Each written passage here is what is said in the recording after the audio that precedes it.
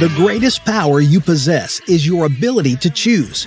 Join Lowe's Moore as he reveals how you can begin to maximize that power by exploring yourself on the deepest levels and committing to making lasting and positive changes. Get ready to achieve breakthroughs that will lead to accelerated growth and transformation, because you are now tuned in to the Blueprint.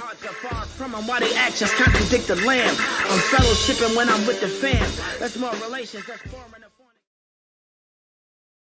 Good evening, and this is Lowe's Moore. Welcome to the Blueprint podcast, and I'm excited to be back again this evening.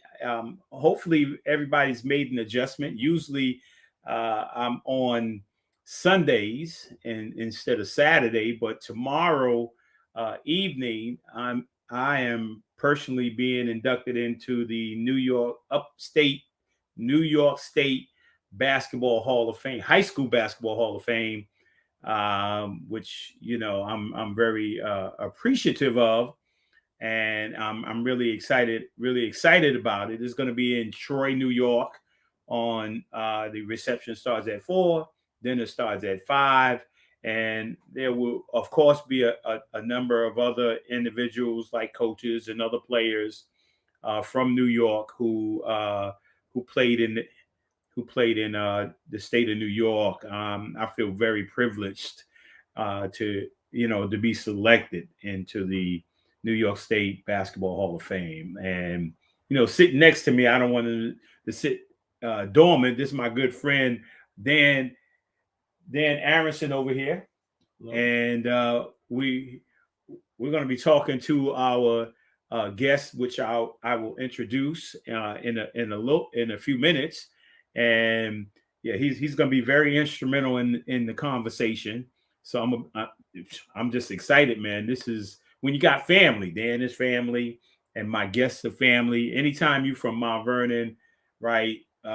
You're always among family, man. So I want to jump right in it. This is my introduction, and you know that I've started this a little while ago, and because of my book, From the Boys and Girls Club to the NBA: Life on the Narrow Road. I launched this Blueprint podcast because Denzel's wife read the book and said that it was a blueprint. So if anybody's been wondering how I came up with the Blueprint podcast, it's because Denzel's wife said, Pauletta said that my book was a blueprint. And and then Denzel, he said that my life was like a pebble that you would drop in a pond, and you would never know what the ripple effect is. And so each week I got my little, I don't know if you can see me, I got to put it in another hand. This is my little basketball here, right? It's supposed to be my pebble. It acts as my pebble each week. As I throw it in the pond, I just threw it in the pond. I'm just expecting with each show, we're going to get a ripple effect from the show. And so far, I want to say thank you to all who have supported, now for over a year. In June, it was, I had completed 1 year. And now I'm in the second season of the Blueprint podcast, and I'm really excited about it. And man, I really love doing it. The guests have been fantastic. They have been transparent. They have shared so many wonderful things on the show. I mean, last week, I don't know if you guys believe this or not, but last week I played in the basketball tournament in Louisville, Kentucky, and I was trying, I've done the podcast in Charlotte, North Carolina, in Fayetteville, North Carolina. I mean, I've been moving the podcast around, taking my stuff with me. And I tried to do it in the airport last week, and my wife was the co-host. And as you know, Pastor Jeffrey Willer was supposed to be my guest last week. We will continue to pray for his sister, right? At the last minute, he had to take a step back. We're looking forward to getting him on a future show. And my goddaughter, Danielle Owens, the daughter of Sheila Owens and Derek Owens, a former player, of Mount Vernon High School.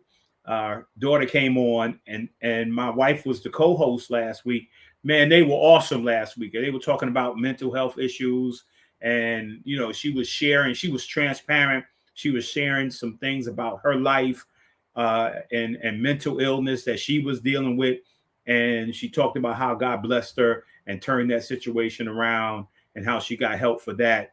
And man, it was an awesome show last week. I mean, I want to say thank you to all you, everyone. I got trapped in the airport and couldn't even come through. I was actually just another person watching last week, and I started sending a little text in about the podcast. Oh, that was great comments. Yeah, it was just awesome last week. And also I want to say thank you to Danielle for coming on at the last minute. And then my wife, she was going to be the co-host. She was going to be a host of that show along with me anyway. But yeah, she was awesome last week too. And so I want to jump right into it. Let's jump right into it because I like to get to my guests. And I want to start out with the book of the week.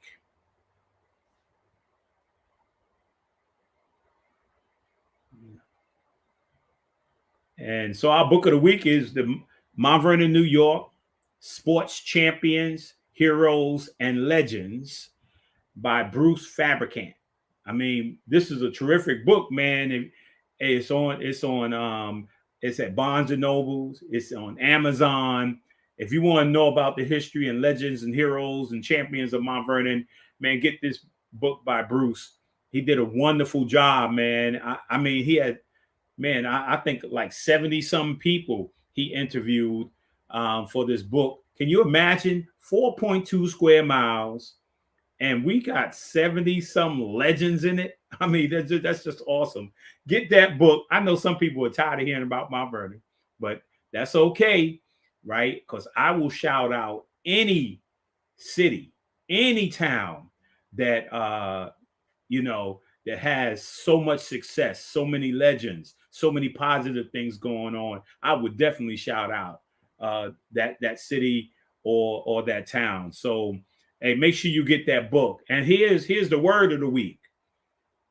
The word of the week is a masterpiece, right? If you get, I put two of them up there. I put the word of the week, and this is Pierce Harper's affirmation and quote moment, right? The word of the week is the masterpiece, and one of my favorite quotes from the greatest, in my estimation, is the greatest college basketball coach of all time is John Wooden. He said, make every day your masterpiece. And I am making, and then this is your affirmation or your confession every day.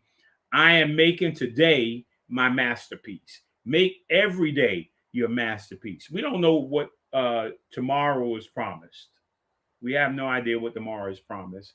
But when you wake up every morning, man, just don't think of it as another day.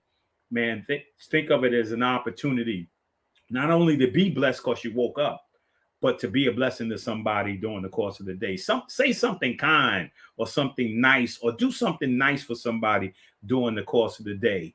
And you see that your day will be just an awesome day. So I'm excited about that word, the word of the week and the quote of the week. And then we got the book, not the book of the week, but the music of the week.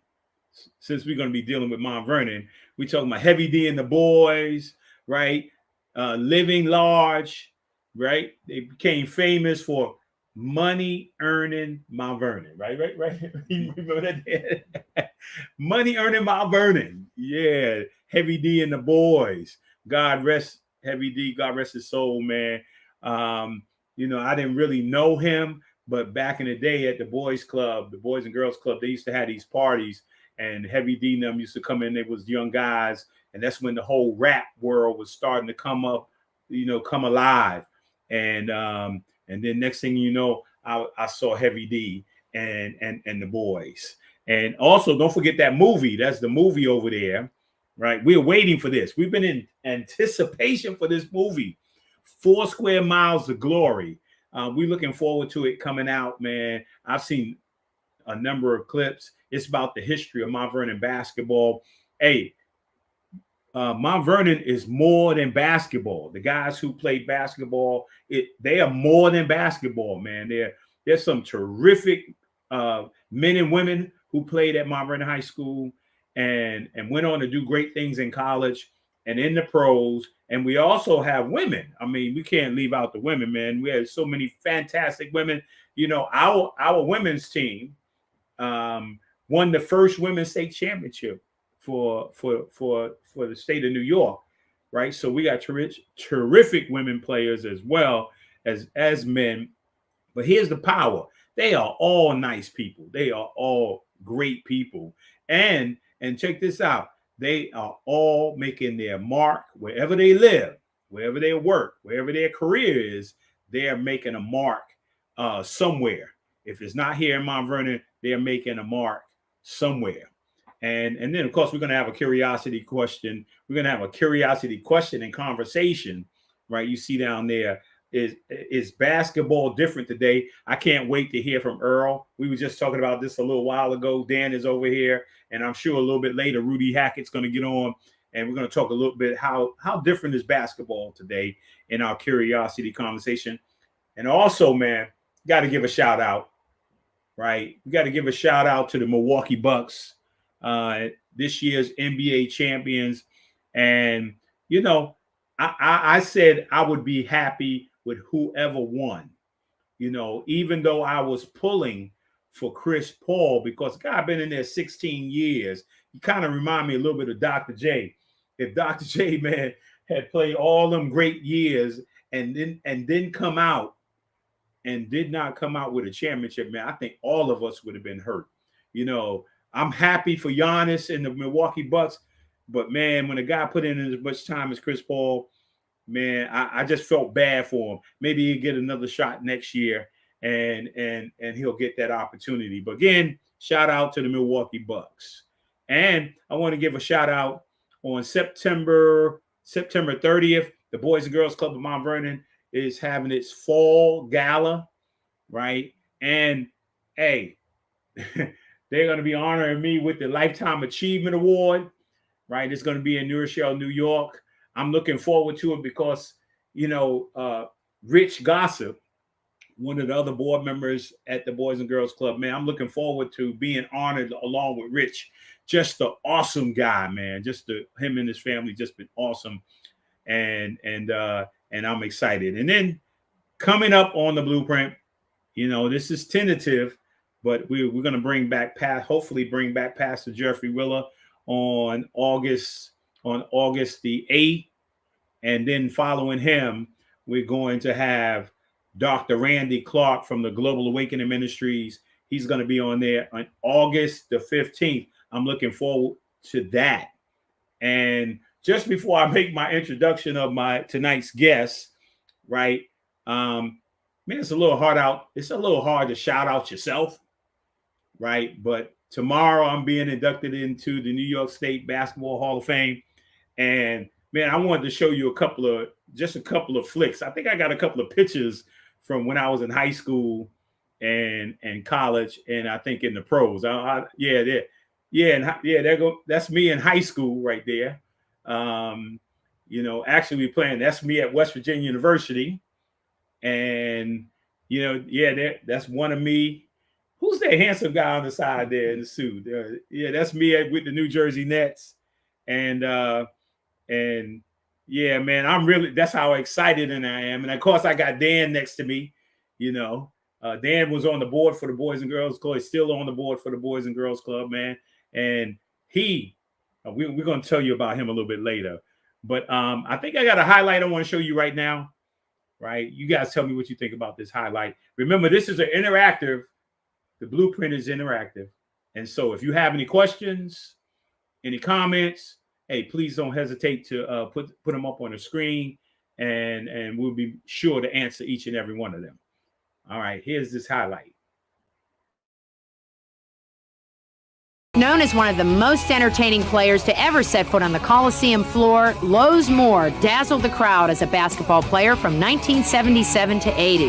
The Mount Vernon, New York native is only one of 11 Mountaineers to score more than 1,600 career points. As a standout guard, Moore scored 20 points or more 37 times, which ranks 6th in school history. Lowe's Moore, a magical player whose tricks with the ball earned him All-America honors as a sophomore.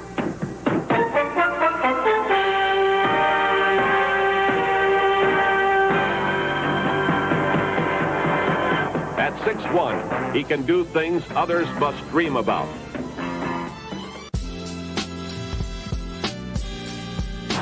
And just a touch of Lowe's Moore magic brings the crowd to its feet and the team together. Call him one of college basketball's premier guards. I always play to the situation, like whatever happens, if a guy passes the ball and I happen to steal it, I play to that situation, you know. And if a guy's gonna run up on me too fast, I won't dunk it, I'll just lay it up. You know, but if he doesn't, I'll dunk it. It's like I'm playing, reacting all the time. I'm not thinking on one specific thing, but I'm thinking of a whole idea, like a freedom type thing. You know, I like my talent to be free, where I can play freely, you know, without putting any type of mechanical things with it. The dunk draws people. It feels good. It feels good for me, and I know it feels good for the home crowd, and wherever I may be, it draws people.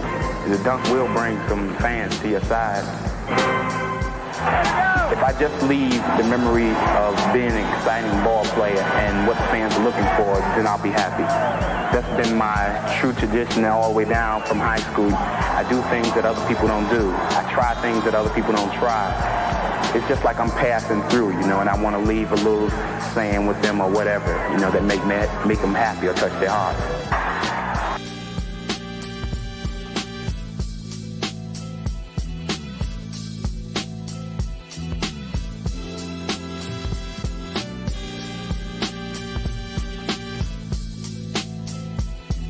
This man is a great person, and I would hope that all athletes could model themselves after him. Lowe's Moore.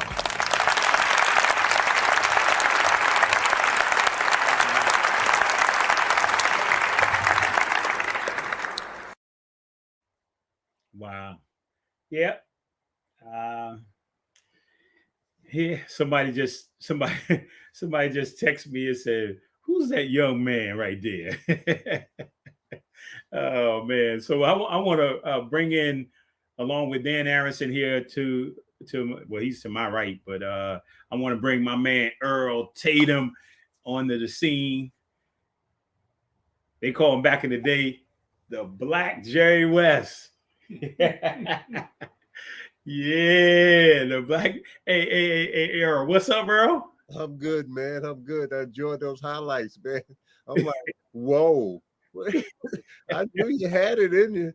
And then you get the voiceover like that. I'm jealous. Beautiful. Well, hey, you know, the other day I was speaking at Marvin High School basketball camp, right? And, you know, I was sharing with the kids about how important it is to be a sponge.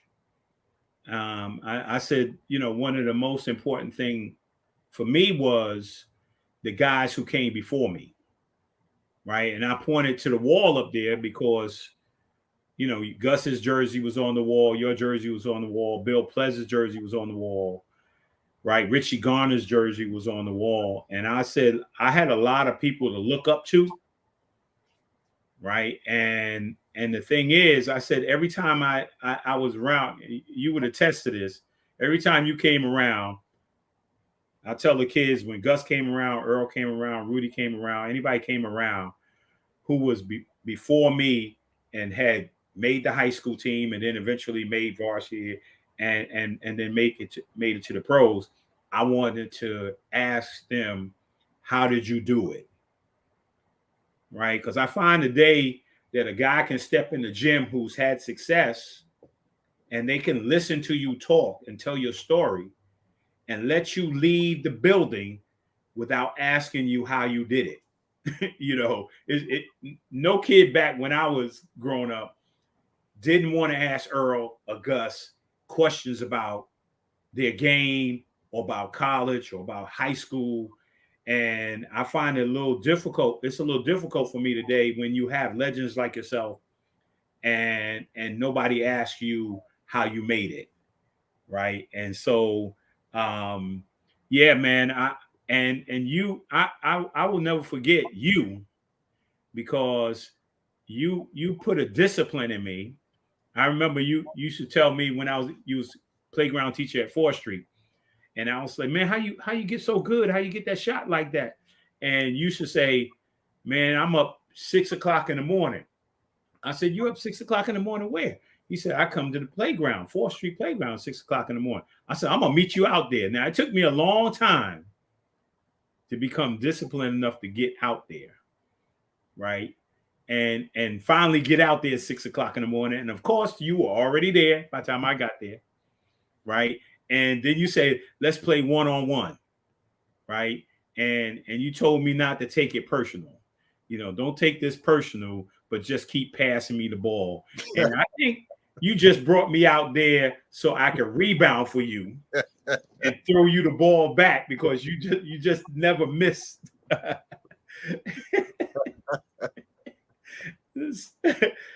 Oh man. So Earl, come on, man. How's everything going, man? Everything's going good, man. We're blessed. My family, everybody's doing well. The girls, Lorena, and the grandkids, the son-in-law, everybody, we hanging in there. Yeah. So, talk to me a little bit about growing up in Mount Vernon, man, your family growing up. Talk a little bit about that, man. I know because you had a brother, your mom, your brother. I used to see your mom all the time. Yeah. And talk a little bit about that experience growing up, and talk a little bit about that. I don't know if basketball was your first love, and talk a little bit about that. Well, no, actually it was baseball. And I was born in Elizabethtown, North Carolina. And I came up to Mount Vernon, I'd say around 10, a little after 10. And that was home for good, because my grandmother did a lot of raising on me. And one thing that we did in Mount Vernon, we moved at least 15, 16 different times. And it was tough, man. At times living in one room, and I didn't really I wanted a baseball glove so bad. I said, I want a baseball glove. She said, you get it. I never got it till my uncle purchased it for me. And I read a newspaper that had the Little League tryouts. And I went, actually, Cliff Lewis, a great boys club mentor, took me to the tryouts down at Hutchinson Field. And they had an older kid who graduated from the Little League throwing the batting practice. He threw the ball at my feet, over my head, behind me, and I barely hit the ball. And I didn't think I made it. And then a couple days later in the paper said Earl Tatum's on Engine 2, Engine 3. I was the only black kid on the team. And we won 2 games and lost 16. Beat the same team twice. Next year we won 18 and lost 2. And the guy let me pitch, and things started from there. The family I had, no one really come to watch me play other than my teammates' family. Step Pops came to one game once, and we shared a hot dog and a soda together. It was tough. My mom's, she came to one game, and we played against a teammate of mine, Danny Mike Young. Mike was this big giant terror on the Little League, throwing bullets at people. And I was one of the guys that could hit him. And we had a big showdown, the Elks against Engine 2, Engine 3, and we beat them 3-2. I had 3 home runs, Mike had 2. And they picked me up and carried me around the field in Brush Park. And my mother was telling, put him down, put my son down. I'm like, this is a good thing, it's a good thing. But, it was hard at first. When I came up, I attended Columbus Elementary School. And it was really difficult for me, because coming out of the South, I went to all black school. And at Columbus Elementary, it probably, I would say 99% white, and the rest were just 2 other kids and myself, maybe 1 other. And I transferred to Robert Fulton because we moved, and everything felt good for me because it was mixed. And we where did we move? Franklin Avenue. I think we lived on Franklin Avenue 4 different times. Washington, 3rd Avenue, man, you name it. Cooley Place, 6th Avenue. But that's what it was like. Mom, she worked hard. She did a lot of days work and stuff, and just something about the sports thing. I just kind of wanted to be good at it. And when I met guys like Kenny Singleton, who in my mind one of the greatest people you could ever know, and Rudy Bennett, late Rudy Bennett. Rudy Bennett, we would play 1-on-1 in the playground. He come pick me up. Bill Pledge. I remember playing. And you may remember playing Ed Harris, who Yeah. one of the first people that I would speak to because he lived around the corner on Monroe from me on Franklin Avenue. And I said, "Hey, Butch," and he always speak to me. He'd speak to me. So I was like in the 8th grade, and he was in college, and we were playing 1-on-1 at Robert Fulton, and I knew then that I had something going because I was putting it to him. And this guy was a monster. But it was a lot of hard work, just getting up early. I went to a lot of camps. I remember I met the great Huey Brown, and Huey Brown singled me out and said, "Hey, this guy's going to be All-Americans. What do All-Americans do? They dive on the floor for the ball." And he tossed the ball. So the cue was to dive for it, and I dove on my stomach and it hurt, but I played it off. And they said one thing. I went to a Purple Eagle camp. Calvin Murphy was up there. And they said, "Earl, look, whatever we teach you guys, you go back to the dorm room, write it down, and you go home and you practice." And they said one thing that made me laugh: practice in your driveway. Driveway? We got no driveway. We don't even have a car, So it's the playground. I played in almost every playground, but I do stuff on my own. I'd go and do the dribbling drills. I used to go to Pelham High School, and I would lay out my my lunch I had in my water bottle and dribble in between. Then the janitor would bring out chairs and stuff for me to dribble in and out. And I would take 500 jump shots through the stuff, go home, shower, no shower, take a bath and rest, and then go to 4th Street and play. And that's what I did. Yeah. And I tell you, man, one of my other memories of Earl then was you were dribbling the ball. I used to see you all the time dribbling the ball, right? Just dribbling the ball and shooting in the trees. I got laughed at about that kind of stuff, man. My mom would say, "Earl, go to the store and pick up some rice or something, whatever." And I would dribble the ball with the right hand, one block, and left hand, the next block, do little spin moves. And the package I would have under my shirt tucked in my pants, so I could have some free dribbling hands, Yeah, I got laughed at a lot, but, it really kept me out of trouble. I'm not saying I didn't do little things, but I just wanted to play basketball. And I had a chance. Cliff Lewis did so much for me outside the boys club. I attended the Apollo Theater with him, Madison Square Garden, and he paid for the tickets. And I saw Elgin Baylor play because the Lakers came to town to play the Knicks. I was so disappointed Jerry West wasn't there. And Elgin caught an offensive rebound, which I don't know why the Knicks didn't have a body on him. He stuck against the glass, brought it back to his body, and reverse dunk and floated down the floor. And I stood up and said, "You got to do that to play basketball?" And then again at Harley Park, they said, "Earl, Oscar Robertson's across the street." And I threw the ball out and flew across the street. All I wanted was an autograph. And they said, "Hey, son, you want the autograph?" And I just kept staring at him. The man's eyes looked like two big, giant 50-cent pieces. 5. And Lowe's, I put that autograph under my pillow. And I met Oscar for 4 years later at Marquette, and he remembered that, Wow. Hey Dan, you got any Earl Tatum stories? Well, what I was telling Earl is the first thing I remember about Earl was we were discussing earlier. We had the buddy program, which was run by the Key Club, and Earl used to show up on Friday nights and you could see that he was a player. He was one of those players who we saw coming, and very, very much like you, Lowe's. And I think this was when he was in ninth grade. The thing I remember particularly about Earl was he was probably as hard a worker as anybody that I remember. He was always out in the playground, as he was referring to, always shooting. And sometimes you would look at Earl, and Earl had a tremendous shot, and you'd say, Earl, you're already at perfection. What more do you need?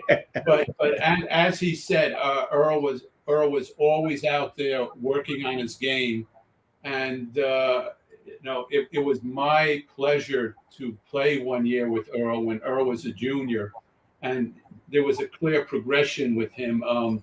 He played as a sophomore, which was unusual, and I know you also did.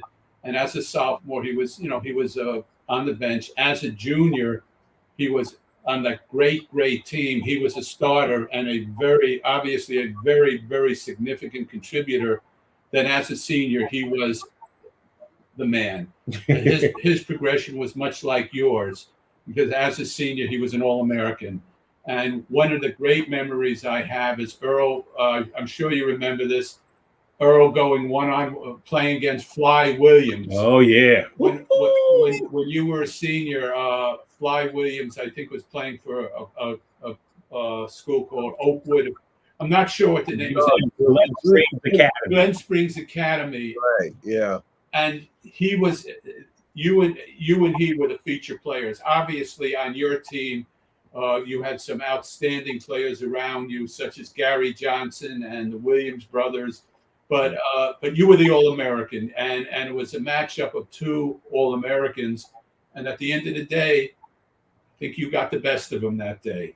Well, that was funny because I was sick during the week, and I think it was Sam Clydehauser and I think Ray. They came over to the apartment we lived in on 3rd Street, and they said, Earl, man, we playing Glen Springs Academy. I said, when? What? Where? They said tomorrow. It was Friday. They came over. I said, what? I haven't even been in school in 2 days.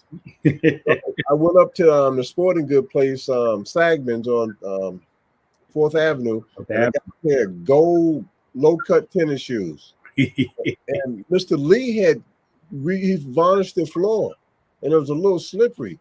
And I was still slightly under the weather. But we really beat them pretty good. Oh, yeah. And then I think Fly was a monster player. You know that. Yeah, Fly was projected a potential pro player. Oh, yeah. Coming out of high school. And he could float, man. He had he could just float and weave. And he was good. He was really good. And then I remember he had 38, right? And you had 35. And you guys won the game. That was the most important thing. Yeah. We won the game, man. But I remember that game, man. We had a lot of people in the gym that day. I tell you. Ooh, it was packed. And I don't even know, Lowe's, how I got to play, man. I was 2 days out of school. I was sick. Normally, I don't think they would have let me play, right? I don't think they would let you play, but and I think that was a Saturday game because it was a Saturday. I came back from college to watch it. And the other thing I would say when you asked me about Earl, Earl epitomizes, and this obviously is true of you because I got to know you when you were in high school too. But these guys were great athletes. But I always say about people, there's one thing in life that you have total control over, and that is your character. And as you know, you're born with a certain amount of talent. Obviously, you and Earl did everything in your power to develop that talent by working hard, but you're still born with a certain level of talent, but your character is something you have total control over. And what really, really impressed me about the guys I got to know in the 70s, starting with the 70-71 team, they were good guys. really, really down to earth, good guys. And I mean, Earl and yourself, you epitomize the players who played at Mount Vernon. And that Mount Vernon team, we had Gus and Mike Young and Rudy, you know, and Mike Richardson and Ivo, and later on the McCrae brothers. But that's something that really, really sticks with you. The guys that I played with and the guys I got to know were just very, very decent guys. And as I say, you and Earl, you epitomize what the Mount Vernon players were like. And that's something that probably sticks with me as strongly as anything when I think of the Mount Vernon basketball players. Obviously, I love the basketball. I'm a huge basketball fan. Yeah. Well, I appreciate those kind words, but Lowe said earlier, I had to look at the Richie Garners and the Bill Players and the Rudy Bennett's and those guys who bought, the Sal Sullivans, they bought a package to Mount Vernon basketball. And I know they learned watching the older Knick players, the Celtic players, how to take care of the basketball and stuff, And this thing was in my head, like when I got to college, I'm thinking, hey, man, I can do those things I did in high school. And Al McGuire pulled me to the side and said, we don't play that behind the back, between the legs stuff here. Rude awakening. And then when things started to come along, sophomore year, maybe one game I had 10 points, 11 points. And I got a letter from Cy Rosedyche. She said, Earl, I read you got 10 points. Wow, that was a great game. I said, 10 points? He said, look, you playing against all those All-Americans. They come from all over the country. And you think about it, Lowe's, West Virginia, all those great things you did, man, and play against great players. And that's the way it goes. That's great competition. Yeah, definitely. And, I appreciate, like, out of all the guys, Gus used to tell me things, Ray, Earl and I used to have these conversations, but Earl was actually the only Mount Vernon player when I asked him, well, how's college? Right. And he had just he was just in college like that. He took the time to write me a letter. He wrote me a letter and he sent it to the boys club and, addressed to me. And it said in the letter, hey, you had asked about college, right? And he said, look, I want to let you know that college is hard. He said, but, on and off the court, if you work hard, you can make it. When he said that college is hard, automatically in my mind, I'm like, man, I'm not going to be able to make it. but he gave me encouraging words by saying, it's hard, but you can make it. Right. I've always appreciate you taking the time out to write me a letter. I'm just glad you could cipher my handwriting, but this low, I had teammates at Marquette that really hit the books, and they would take their homework on the road, and I'm like, hey, I'm not going to be the guy on the team that they say can be good and this and that. I want to do it too. I hit the books. Another thing, my mom, well, we moved again. We was on Bushnell Place. There's another place. And we had this big jar of pennies. And I would take a big bag of pennies out to 4th Street. And I would give the kids a penny to chase the ball. Every time they get a rebound, they get a penny. they on the sideline eating the hot dog with chips and the soda, so they were making money. And I come home and in the week, my mother said, "What happened to my change?" Oh man, yeah, no, those are great times, man. When I used to tell people, I said, man, Earl was my playground teacher. Yeah, till I got called up on the carpet by Miss White. She said, Mr. Tatum, you have to do things with those kids. They have to play games. They need to have the water sprinkler out and all these things and checkers, because they had the house with all the stuff in it. And all the guys said, yo, Tate, man, we need to play ball. I said, nope, you got to wait till after 3:30. These kids that right, or I won't be working here. And then when I started working with the maintenance, going to playgrounds cleaning up. Now the guys we pull into 4th Street, and they say, Earl, no, go and practice. They run around all the playgrounds, clean up. I'm out there shooting jumpers. They bring me lunch. So many people did wonderful things for me in Mount Vernon, and I love Mount Vernon, man. Yeah. So, I mean, you were on some pretty damn mentioned, your junior year. Who was on that team his junior year? Oh, Gus, Mike, Ivo Holland, Rudy Hackett. That was it, right, Danny? Mike Richardson, yeah. Harry Tatum. I mean, Jeff Norton. Oh God, what's the other guy? Steve Perry. Late Steve Perry. Yeah, Cecil Moore, Charlie Terrain. Cecil Moore. Cecil Moore was there. I think Kurt Garner. And wait, no, Kurt was my senior year. And Cecil was my senior year. And Charlie Terrain. Yeah. Got to go back in the book, man. And then you was on which team? I was on the 70-71 team. And that was my junior year. Right. I was there. So you didn't mention your name when. Hey, Dan, you got to put your name in there, man. And the other person, of course, was Bobby Marks. Too. Yeah, Bobby Marks. And yeah, I was on the team when Earl was a junior. As I say, that Earl was progressing. He was a starter on that team, and obviously played a huge role on the team. But next year, he was an All-American senior year, and none of it surprised us.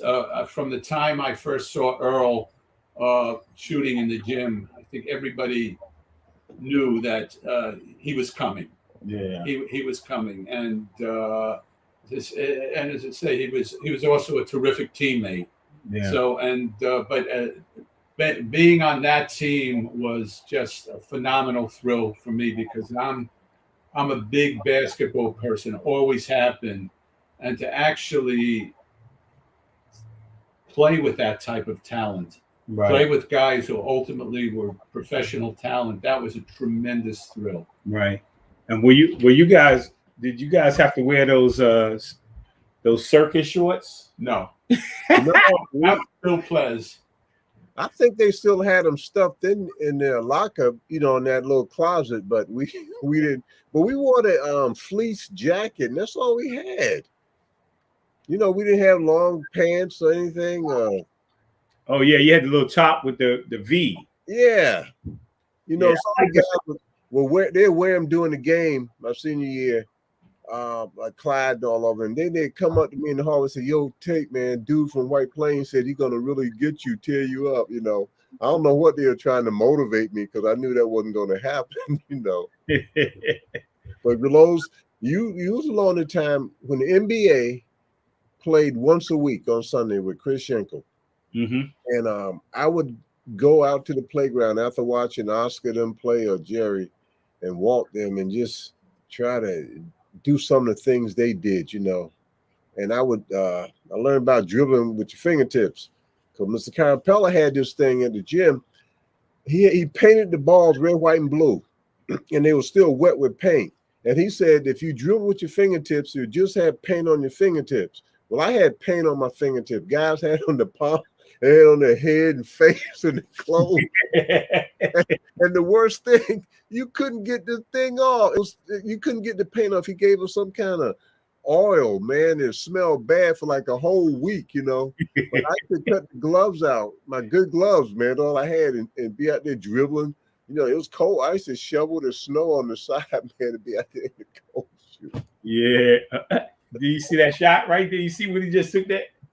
It hurts now, man. You got to keep that elbow locked in and come straight up to the line. When I think of Earl, because Earl, that's pretty. Yeah, that's pretty. He had a sort of a unique way of shooting, the way he bent his elbow, Mm-hmm. and it was sort of a unique style. I mean, I don't know if we can go back there, right there. See, that's just the perfect. Yeah, and Yeah, I obviously like that. he had just a tremendous touch. Yeah, man. Lowe's, you met Mo Howard, right? I met Mo Howard. Yeah, Mo's a good person.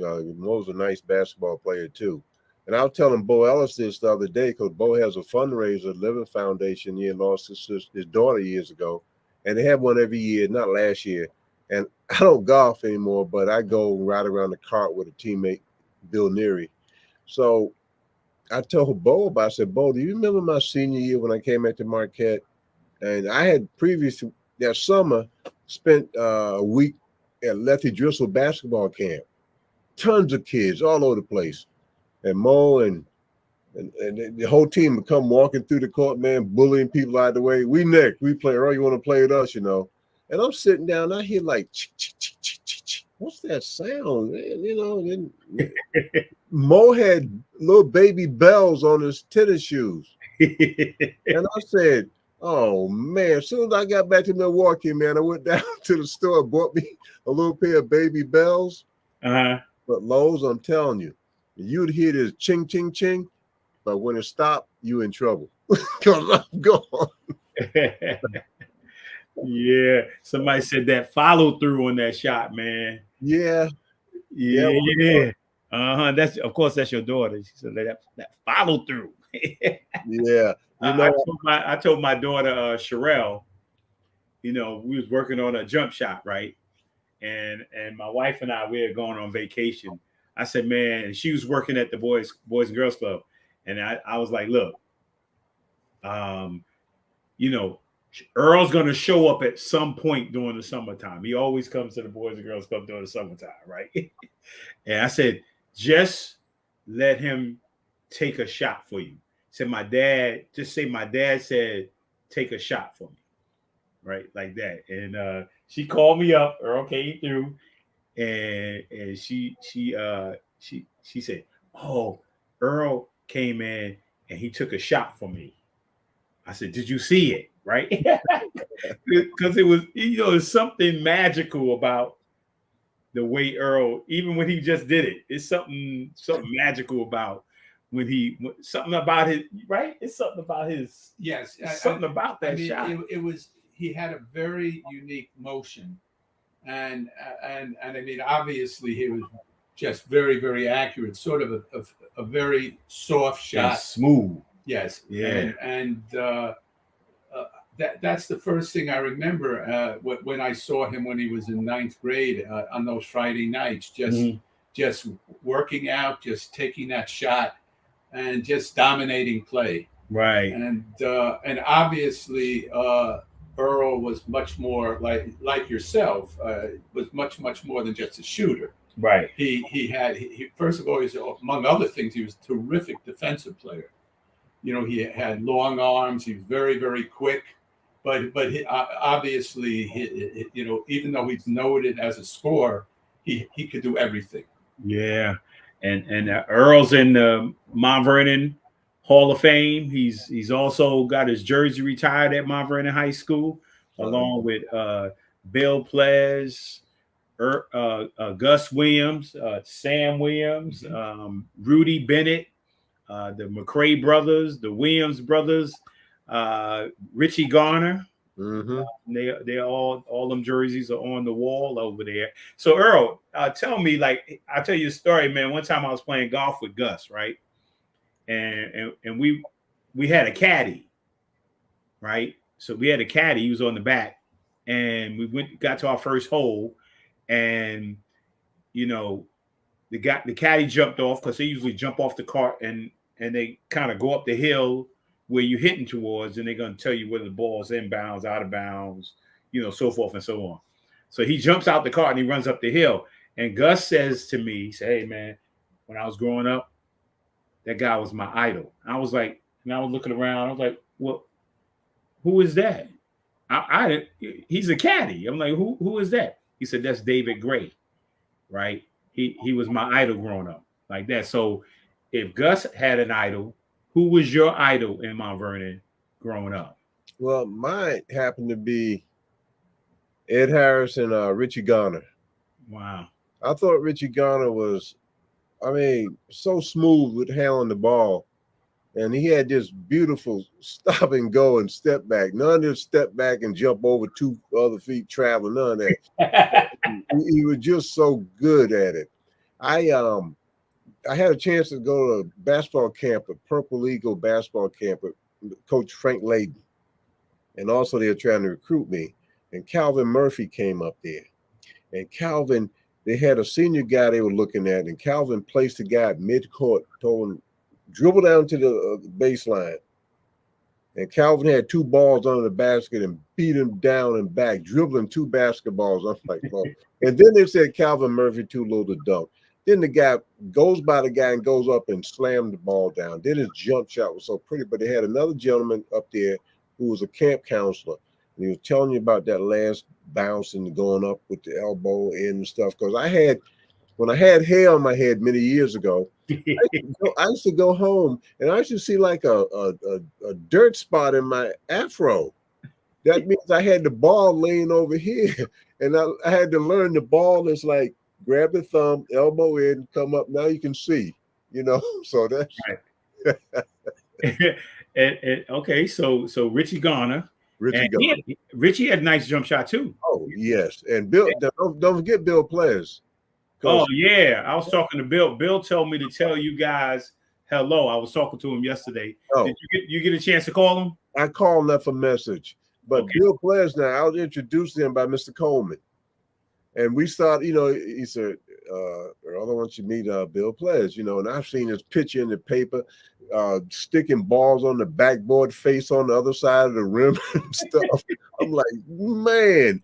And so we started just, not really going at it. He make a shot, I give it back, and then also we started playing a little one-on-one, and stuff. Yeah. Bill was helping me out in the basketball program at the Boys Girls Club last year before the pandemic. He used to come every Saturday morning and Friday evening, man. And you talking about smooth? This cat. I mean, Bill come down, man. He just go up in the air like whoa. I mean, but I mean, those are guys that I looked at. The Galen Smalls, with his little sweet jump shot. Didn't get much height on him, but he could thread it. They just. Oh my goodness! Wow. Do you remember Carl White, who used to be a member of the Boys Club many years ago? Charles White, yeah. Carl White. Carl White was I remember Carl White. You talking about a ball handler? Him and Tommy Harris. Yeah, they're probably 2 of the. I remember Tommy Harris. Oh God, they could handle the rock, man. I mean, and I kept growing a little bit, and I said, I want to work on my ball handling like the shorter guys, So that's why you saw me drilling the ball here and there. Yeah. We who was it, Junie Boykins? Yeah, the little guys, man. One thing about, Tommy Harris, they'll pass you the ball. Some other guys didn't pass you the ball. You had to talk to them, pull them to the side, pass the ball. Yeah, I remember Kareem told me that once, I was taking off, man, scoring good and everything. He said, pass a little bit, pass some, so you love him. The ball goes to the big fella first. Yeah. Who's that? Mike Hammock said, man, you played well against Adrian Dantley. You gave Adrian Dantley a problem in high school. Adrian, did we play them? I don't know. I remember playing against what's his name? Forest Hill. Oh God, he played in the league, played at University of Tennessee. Ernie Grunfeld. Ernie Grunfeld and the other 2 brothers played in the league. The King brothers, you mean? Yeah, one of those, Bernard. Yes. Yeah. The Ernie and Bernie show. Yeah, yes, yeah.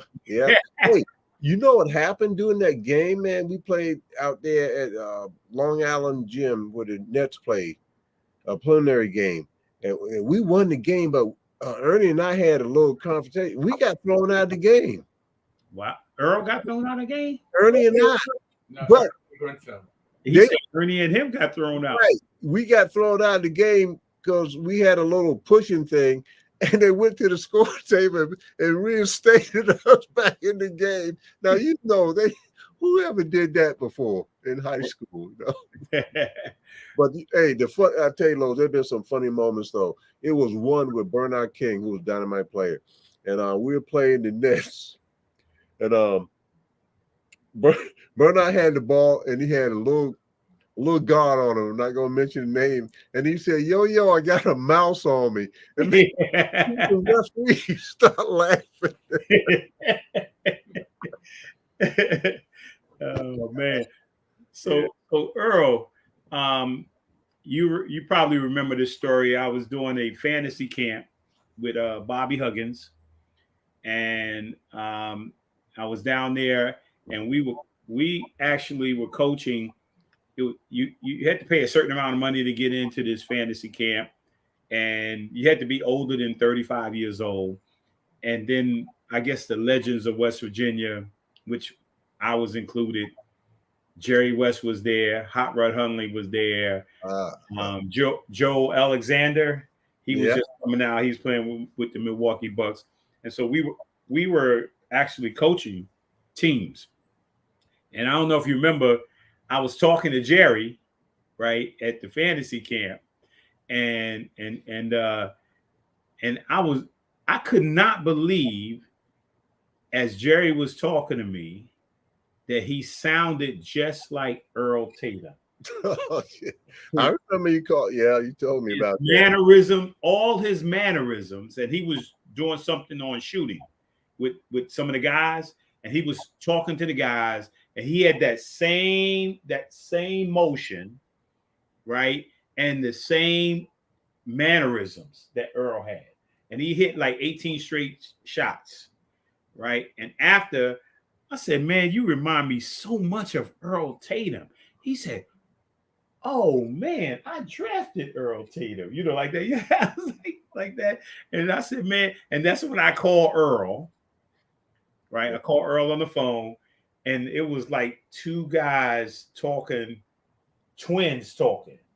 So, Earl, how did you come up with shooting like Jerry West and acting like Jerry West? I don't know about the acting, but that guy was every picture I had out of the sports magazine was taped on the wall.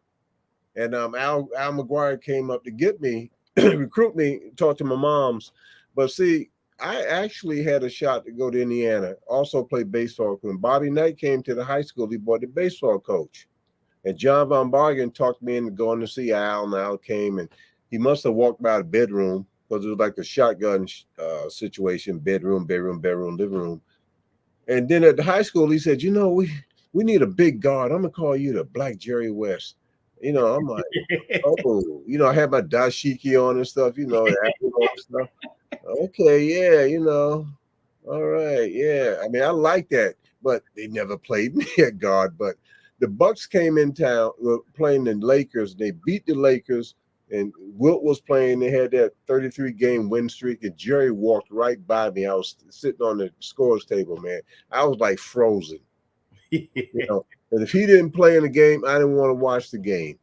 And yes, that shot, no similarity, but I watched Jerry West take 50 shots from the corner to corner and miss one.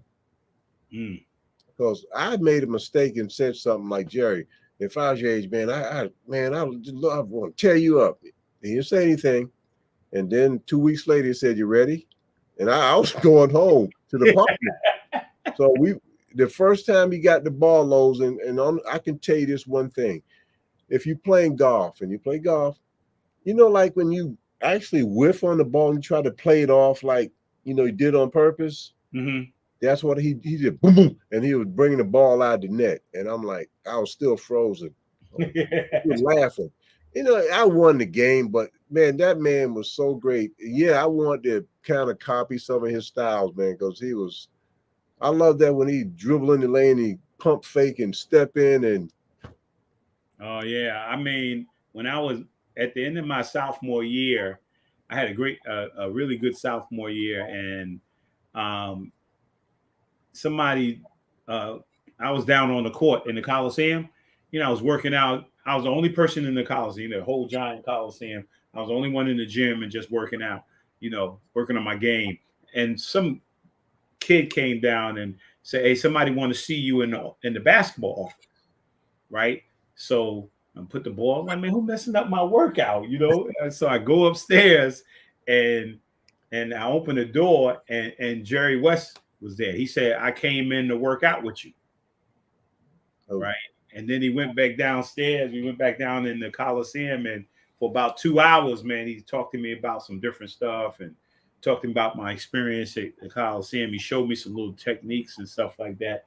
I was like, the logo came to see me, man. Hey, Lowe's, we would, if we had a guy a little short for a little 5-on-5, or roach or whatever, Jerry, in practice, Jerry now playing the backcourt against Lucius and Don Chaney, great players. Man, what Jerry would do to players is a shame. That's all I can say. You just couldn't. You couldn't stop him. Wow. It's playing with people like that, and Oscar and Walton, all those guys that knew the game. It's almost like they wrote the book. They know everything to do. Yeah. And you just sit there watching them. Just to say, the incredible thing too, when you talk about Jerry West, is Jerry West and Oscar Robertson. They're the same age. They came up together. They actually retired together. So you're talking about two of the all-time greats. Both top 10 players and playing at the same time. I was an Oscar fan. I mean, I love Jerry West too, but I was a big Oscar fan. Yeah. Alternated, 1 week I'm Oscar, 1 week I'm Jerry, then I throw in some Walt, but on a serious note, well, all serious, but back in 2008, unfortunately I had a stroke, and I'm fine. I'm blessed, little issue here and there once in a while, but they upped my medicine, and 4 days later I had a ischemic attack, and I'm like, and it set me back, Lowe's, a good while. Wow. I got calls from NBA players and everybody, and Jerry called me, and I had it on his birthday, 5/28. Now you tell me I didn't like that, man. Yeah, Rudy, what's up, man? Yes, how are you doing? I'm doing all right. Checking in from Los Angeles. I know. We got Dan Aronson. We got Earl Tatum, who these guys. Yes, I do. Yes, I know them very well, and I was blessed to have an opportunity to play with those guys and to watch them as they played. And I just learned I had to learn by watching these guys, so I picked up a lot of things from them. Rudy Hack. How are you doing? My man. So we in here just talking about Mount Vernon basketball, talking about our experiences at Mount Vernon. And right. Hey, I got a story for you, man. Of course, I was in the Eastern 8 when I started at West Virginia. Right. And I played well against Syracuse, right? Right. And so there was a big fundraiser a couple years ago, and Jim Boeheim was in he was at the fundraiser. And so I walk up to him, I tap him on the shoulder, and I said, "Hey," I said, "Coach Boeheim." And I said, "Lowe's Moore." He's like, "Oh my God, I'm having nightmares, man." Like, yes. Oh man. Yeah, so Syracuse, man. Yeah, that's one place I did not want to go. Well, it was tough playing. It was tough playing in our place, and we had a great run as far as winning consecutive games there. And it was hard to come to Syracuse and win. I mean, our fans made it tough, but it was a great place to play ball. But it wasn't easy going down to West Virginia either, because we had our road trips were always Pitt and West Virginia, and it was a Thursday-Saturday series. So we had to always travel first to Pitt, and then we go to West Virginia, and it was, it was tough to play down there, tough to win down there. Oh yeah, it's tough to win in there. They screaming and yelling and shooting guns. Yeah, they were. It was active. It was very active. Oh man. So man, I know you're down there working guys out, man. How's that going? Well, it's fine. That's I continued what I started many years ago.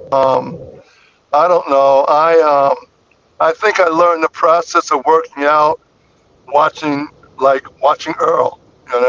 You have Earl on the show right now, and Earl was what I would say was my map of how to get better.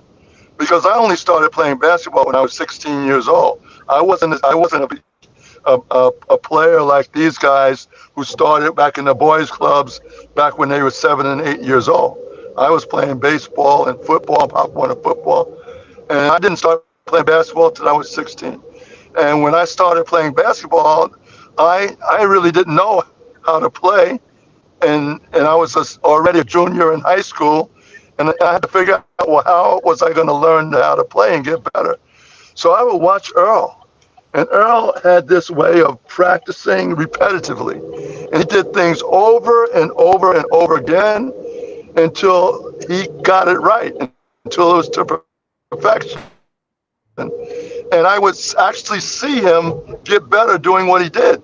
So I started to copy Earl, and I started to say, okay, I can do the same thing where I am. So I had to go down to Pelham. I couldn't even play in Mount Vernon. Going up to the boys club on the north side, you guys, Lowe's, and the guys you guys had up there, you were too good for me. I couldn't even play up there. 4th Street Playground, forget about that.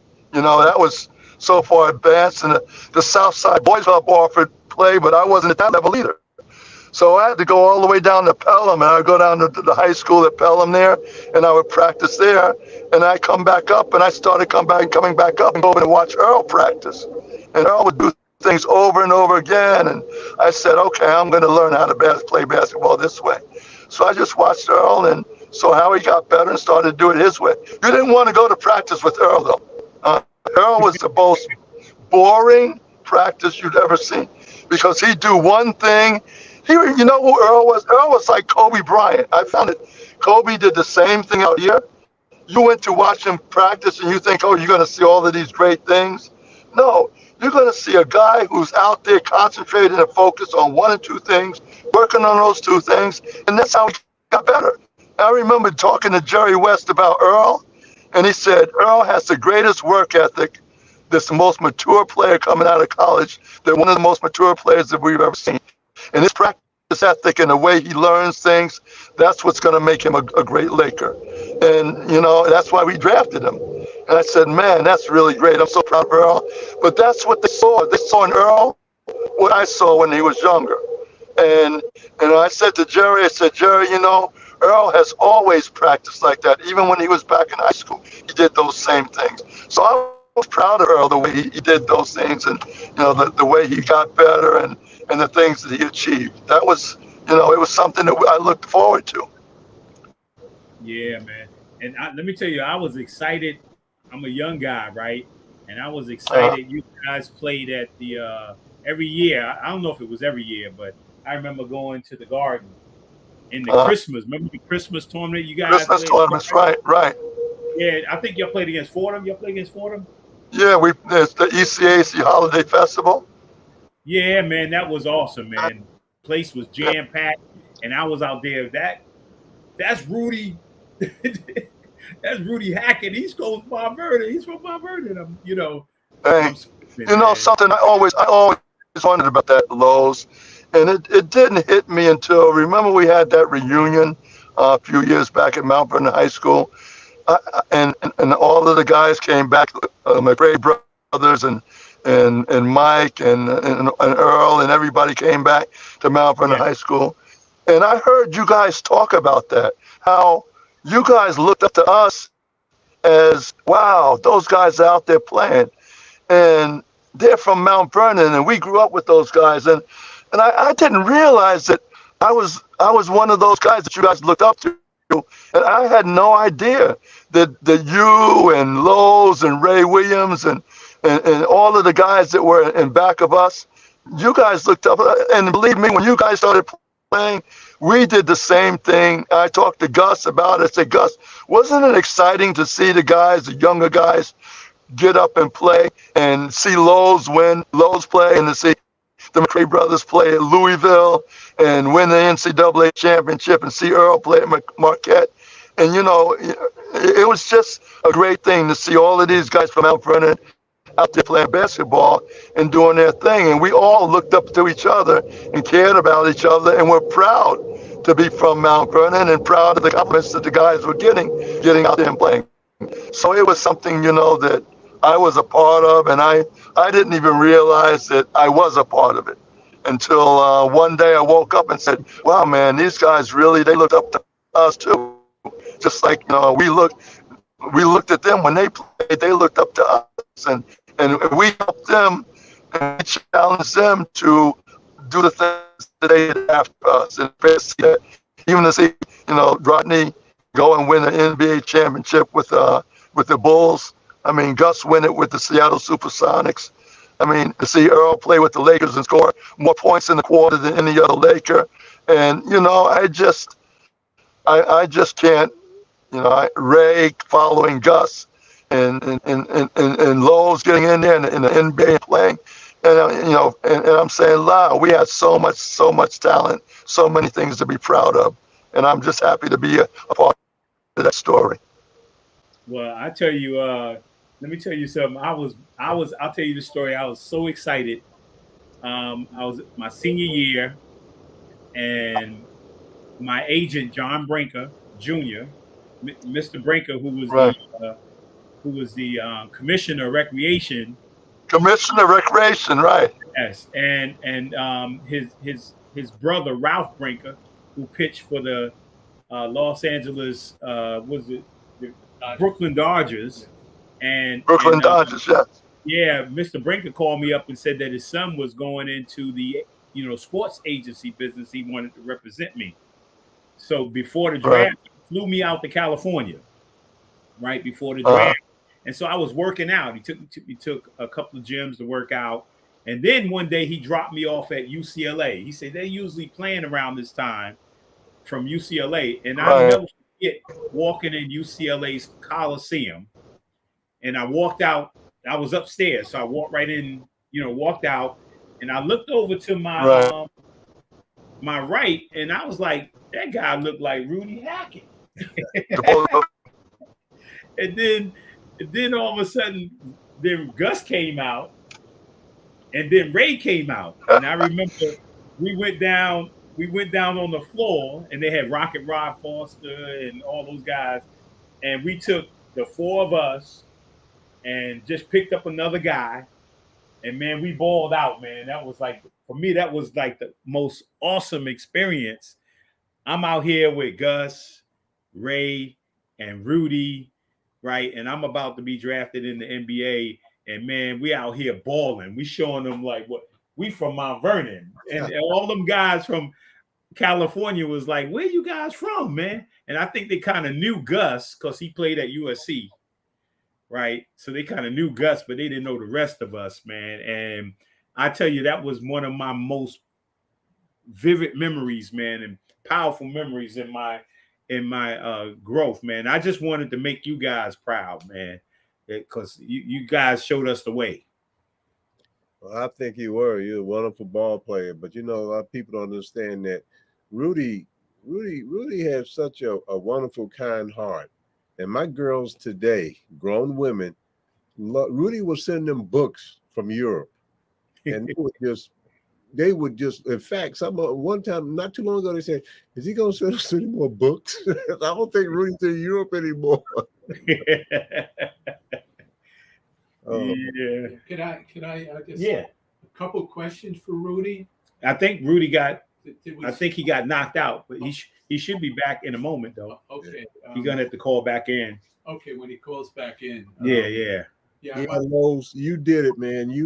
You went to the school that I wanted to go to because of Jerry West. And you know, when I found out Lowe's went to West Virginia, I mean, I was so daggone proud, you know, and the things you did, man. I'm like, wow. And Lowe's, you guys could run at Marquette. We couldn't run. We didn't run. You know, once Maurice Lucas said, Coach Al, after a game, we won downtown, we should be a running team. It was a Saturday night. We off Sunday. Monday, we ran in practice for 3.5 hours. He said, now that's running. We don't have a point guard. Now, Lloyd ran with us, and he was waiting. He had sit out. And when little fella got in there. My mom. Oh. Yeah. Yeah, nah. This is awesome. Dan, Earl, Tatum. Any other questions out there? I see my mom said hello to Dan. You guys got any questions for Earl, Dan, myself? I mean, I think Rudy got knocked out. He's in California. So hopefully he'll jump back on before we get off. And we'll ask. Yeah, he's back. Yeah, he's coming on here now. I just have a couple of questions for Rudy. If we get him back. Yeah, if we get him back. Yeah, he in California, so and he driving. The peaks and valleys. There you go. Rudy, I just have a couple of questions Hello? for you. Yeah. Can you hear me, Rudy? I just want to hold on. Rudy, can you hear Dan? Hey. Yeah, I got cut off for some reason or other. Yeah, can you but hear? I'm back now. Yeah, we can hear you. Yeah. Can you hear Dan? You can hear me now? Yeah, we can hear you. Go ahead. You can hear me? Go ahead, talk, Danny. Yeah, Rudy, I just want to go over a story you told me a few years back. Go ahead. I just want to make sure I got it right. When you actually started training, didn't you tell me that when you started training, you would actually run into Bernard King in the gym and started working out with him, and that's what really started? Yes, and you brought up UCLA, right? Lowe's brought up UCLA, and I was that's where I got to USC when we played in the Final Four. UCLA was out in the Final Four with the Syracuse, Louisville, UCLA, and Kentucky. And I'm sitting down with Marcus Johnson and Richard Washington and all of the other UCLA guys. And I'm talking about, what it's like to play out in Southern California. And we were out in San Diego, and it was beautiful. I said, man, I'd like to come up to California and see my buddy Gus, who's at USC. And they told me stories about about Gus. I said, yeah, we'd like to come over to UCLA and play against you guys. So I said, we can take you guys. They said, no, that's not going to happen. But I said, we'll see one day. And so I went over there and I started, Coach Wooden said, he came over and heard our conversation. And I said, Coach, I don't have any place to work out when I come out to California. What do I do? So Coach Wooden said, well, if you make All-American this year, you come over to UCLA and you have carte blanche at UCLA. I'll let you work out in our gym, and I'll tell you where to go and who to meet when you go over to the gyms.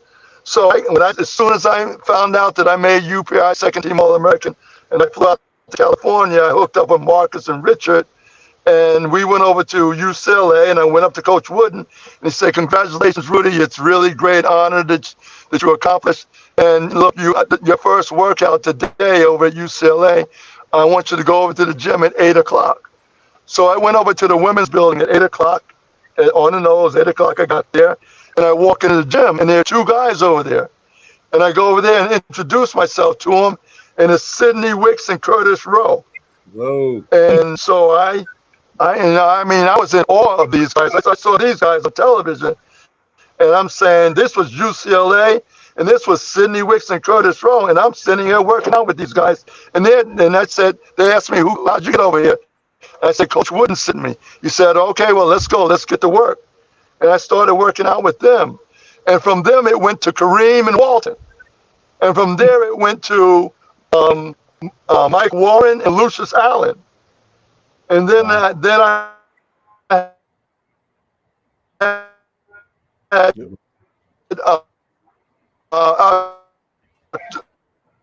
Abdul Rahman. Well, afternoons we go and play. And that's when one day I was playing over at UCLA and I went over there and I had winners. So I'm looking around the court and I'm saying, well, who am I going to get to pick to play with me? And there was this guy sitting over there in the corner all by himself. I said, hey, man, would you like to play? Would you want to get winners with me? And he said, yeah, sure. And I said, what's your name? And he said, Bernard King. And I looked at him and I said, what? And he said, Bernard King. I said, BK, he looks so different because, he was involved in all of the problems back there, that he had some personal problems to work through, and he just looked like a different player. So I got to know Bernard there, and we'd go and work out together all the time. And people would say, man, we'd be down in UCLA and Paulie Pavilion working out. And that's how I ran into Lowe's and all the rest of the guys. And when Lowe's came over and met with him and then with Gus, and that's how we hooked up on the West Coast. So I picked up where you left Buffalo's when I lost the transmission. But that's how I got into UCLA, and that's how I started working out over there on the West Coast, out at Paulie Pavilion with those guys. And Bernard and I, we worked out the whole summer. And he started, Rudy, I like the way you train, because we meet at the gym and we play one-on-one in the mornings. And then we go over, take a break and get a sandwich or something. And then about 2 o'clock in the afternoon, we go over and play at UCLA in the gym and work out there. Then we go to the track and then we go to the weight room. And I taught him to lift weights and train with me lifting weights. We lift the weights. And then we go out on the track and we run around the track. One day Kareem was out there, one day Will Chamberlain was out there, and we're out there running 400s with these guys. And it was our training process. That's what we did. And sometimes we went out to the beach and ran on the deep sand. And, this is where you meet a lot of guys. That's where I met Magic and Rambis and Michael Cooper and Byron Scott. And those guys are running in the deep sand like I was. And, it was like, this is what LA basketball was like, man. And it's like being back east and going down to play in Brooklyn and then over to Harlem and then over to Manhattan, then down to Queens and, with all the guys from Mount Vernon. So when we walked down to the playground, those guys were saying, Mount Vernon is here, Mount Vernon is here. And so when we hooked up, when Lowe's and them came out there, we hooked up and, it's Quinn Buckner, it's guys from the East, guys from UNLV, Reggie Theus, and the guys from down there at UNLV. And we had these regional matchups in the game. And it was great. The West Coast guys against the East Coast guys, and the UCLA guys against the Mount Vernon guys. And that's how it was. That's how it was. And that's how we grew up. It was a great phase in our life, Danny. It was really, really great. Bernard King, by the way, at the end of the summer, we went to play in the summer league together, and I played with Detroit, and he played with New York. After all of that training, and he got back on the stage with New York and played that season, he got Comeback Player of the Year award. And he called me up and said, Rudy, I got you to thank for this, because you pulled me out of that gym and you told me we're going to get your head straight and we're going to get you playing again. And we got back. And that's when I knew that I could train guys. And I said, hey, I think I can work out guys. And I've done it time and time again. And just over and over with so many players up into this day. And, training guys that play now, the Taj Gibsons, the DeMar Rosens, the Kevin Loves, all of these guys that I work with, the Russell West, all these guys that I work with coming out of UCLA and the Rock and Rod Force and David Greenwood and, all of these guys. And it was just such a pleasure. The only guy I could never work out was Gus Williams. I could never work Gus out because Gus hated to work out. He was like, Gus was like, here, let's just play. He never wanted to work out. And I took him out to the beach one day to run in the deep sand, and he thought I was half crazy. He said, there's no way I'm doing this. No way. We got about a half a mile, and he said, that's it, Rudy. I'm done with this. And he stopped. But Gus had his way of doing it, and everybody had their way of doing it as they grew up. And I respected everybody's ways, everybody's methods, and realized that mine weren't everyone else's, and everyone else's wasn't mine. And that kind of flexibility helped me to adapt to all the different guys that I met. But I'm telling you, the basis of growing basketball basketball for me started with Earl Tatum. And then I learned about how you develop talent watching Gus. And I learned about trying hard and getting out there and playing, watching the younger guys and how they inspired me with their energy and their effort. Guys like Lowe's and the Gray brothers and Ray and all, and they inspired me with their effort and saying with their fight and the pride for playing for Mount Vernon, Danny. So that's where it all came from, Danny. That's where it all came from. And even the respect to guys that never could hardly ever get on the court, like you and Bobby Marks, man, I learned a lot from you guys. You guys don't realize that. And, I learned a lot about how you treat guys that don't get to play all the minutes and don't get to start them, but are out there trying hard and want to get better, and how they can achieve and reach their potential as well, and how to teach them and how to train them and how to respect them. I learned a lot about the humility and the effort and determination that you guys demonstrated out there in playing. And so everybody inspired me. Everybody did. And you guys were as important as anybody else in my life of basketball. Wow, thank you. Rudy, one quick question and one quick comment. First of all, on that team, you were the guy who was, I think if you remember, you were the kind of the rah-rah guy in the locker room. Do you remember that? Like in the locker room, you would go through shadow boxing, and you would be the guy who kind of got the team fired up. I didn't realize it, but I didn't realize it, but I kind of patterned that after. You remember a guy named Dave Stallworth? Oh yeah, he played with the Knicks. Dave the Rave. He was my Dave the Rave. He was my inspirational. You remember how he used to make baskets and he used to pound his fist in the air, come on and say, come on. He inspired me to do that. And I picked up on that, and it sort of like touched me and gave me the electricity in playing. And I needed that. Guys, I was scared to death playing with Mount Vernon. You don't understand when you walk into a gym and you see all these guys that have been playing all these years at the North Side and the South Side Boys Club. And like I said, I had only just been playing, and all that energy you saw, I was working off fear. Because when I was in my junior year and Coach Olsen put me back on the team, he told me, he said, Rudy, you're not going to play very much. But if I can get you in the game for the last minute or so, I will. And when we got down to the final minutes of the game and we were up by 20, 30, and Coach would say, come on, Rudy. Man, I was trembling in my bones, Danny. I wanted to run into the corner and say, please don't pass me the ball. Please don't pass me the ball. And that's how my junior year went. But when I came back to my senior year, I decided I was going to work off that fear with the energy. And so I just started doing stuff that would build up that confidence in myself. And I guess that's sort of translated to you guys. But mostly I was just trying to get rid of that fear because you guys play with self-confidence and such belief in yourselves. I didn't have that developed in myself yet. I was just trying to find who Rudy Hackett was. And as the season went along, Rudy Hackett started to come out.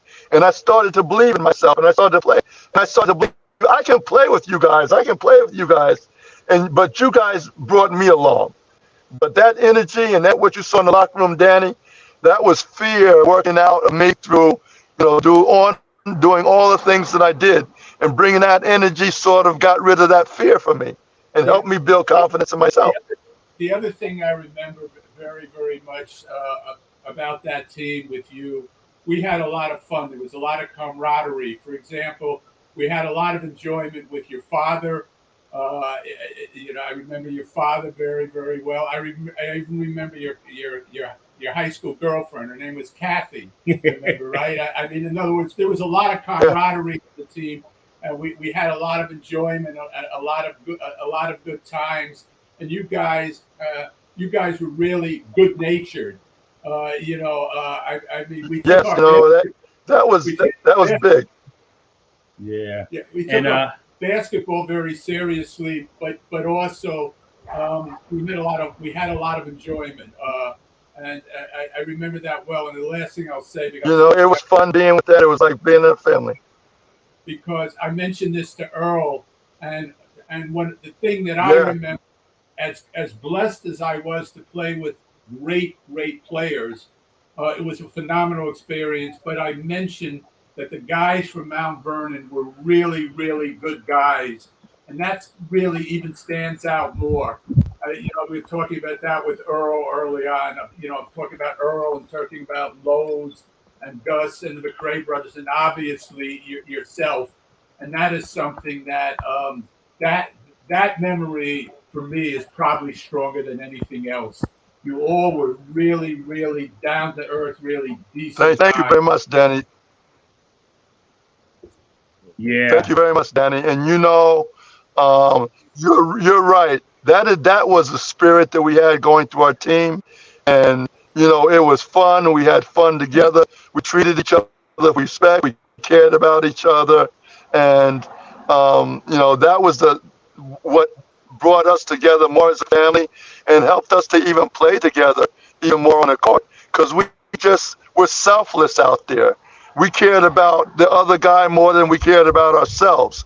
And that kind of spirit, and it wasn't easy, because here you have a bunch of talented guys like Gus and Earl and Mike Richardson and these guys, and Mike Young. There was a lot of egos out there, and there were a lot of guys who wanted their share. I remember Ivo Holland. Ivo wanted his share of the light, But and Ivo, he worked his way in there, and everyone found their way in, because they found out that it's not about me, it's about we. And we blended that spirit in and passed that spirit along. And you're right, the relationship it was with the players. It even went with the cheerleaders. You guys know Selena Respis. Do you know Selena? She was one of the cheerleaders, and I still talk with Selena. She's retired she's teaching college down in Florida. Bless her heart. She would love to hear this. But she, we cared about the cheerleaders. We even remember some of the cheers. We used to go through some of the cheers. Bang and switch it. Just don't miss it. Bang, switch. We even remember some of the cheers and some of the things they used to do and things like that that brought us on. It was like a big family, the girlfriends and all of that stuff. Wow. Rudy, can I say something? Rudy's gone again. Yeah, again. So Earl, say your final comments, because I'm at to get off. We running a little late. Hey, I was thinking about this, and I was waiting. Thank Mia and Janae and Marina, everybody helped me set up for this. It was fun. I mean, I really enjoyed listening, and those things that I've done, I did it because I know the thing about you want to be good at something, you idolize the Walt Fraziers and the Oscar Rob, Jerry West, those kind of people, or the Bill Bradleys and stuff. Can you imagine playing against guys like Bill Bradley, and you come down and shoot a jump shot, and Bill Bradley said, "Nice shot, Earl." You're like, what? I was in the corner, man. I shot this sweet bomb in the corner, and the referee, Richard Powell, said, "Bam!" I'm like, the referee giving me props too, So then you learn about the big game. It's business, this kind of thing. But what I want to say about Rudy Hackett is Rudy True is a wonderful person, always have been. And one day I was walking down the street and I saw Rudy, and I saw Rudy like maybe a week and a half earlier. And Rudy, one day he said, "Hey, Earl." And then the next couple weeks later, he said, "Hey, Earl." I'm like, whoa, what happened to his voice? The muscles start ripping out of his arm. Rudy actually looked like a college player, his senior, than anybody in Mount Vernon. The way he took care of his body. And in the NBA, I can tell you about my my refrigerator. I probably had a wilted orange, some spoiled milk, and a box of cereal on top of the fridge. Rudy fixed me a steak meal with salad and everything. A nutritional meal, which eating a hamburger, some pancakes, so Rudy was on top of that, way ahead of the game. But I want to thank you, Lowe's, and Danny. Enjoyed it. Danny, Rudy did say it right. We all were part of that team, and we all cared for each other. And I remember the dinner you had at your house when your father put it on for us, and your mom too. I remember that, and I'll tell you, Earl. You got 30 seconds, Danny. Yeah, as I said before, as much as I appreciated you guys as ball players, because it was a tremendous thrill watching you guys play. But believe me, I mean this sincerely, your decency is even more important. And, you know, this goes starting from you guys right through the McRaes, the way you handled yourself. All of you were a real credit to Mount Vernon. And I thank you for that. Earl, I'm going to let Dan, that's the last word. Well, I'm going to be the last word, but thank you, Earl. I was looking forward to this. Hey, Mike Hammond, I see you over there. And again, thank you, Earl. Thank you, Rudy. Thank you, Dan. Man, I want to thank you guys for supporting the BluePrint. I love you guys. Enjoy the rest of your week, man. And again, make every day a masterpiece. God bless you and have a good evening. We really hope you enjoyed this episode of Lowe's More, the BluePrint podcast. Stay connected and follow us at our website, www.lowesmore.com. That's LOWESMOORE.com. You can also join the discussion on Twitter at Lowe's More and on Facebook at Lowe's More Jr. As always, thank you for pushing your mindset towards a better reality. This concludes the most thought-provoking portion of your day. Don't forget to like and subscribe to this podcast to stay fully up to date with everything we're up to. Until next time, be kind to yourself and each other. What they teaching is a joke. I ain't buying it like I'm broke. Insufficient funds for insignificant.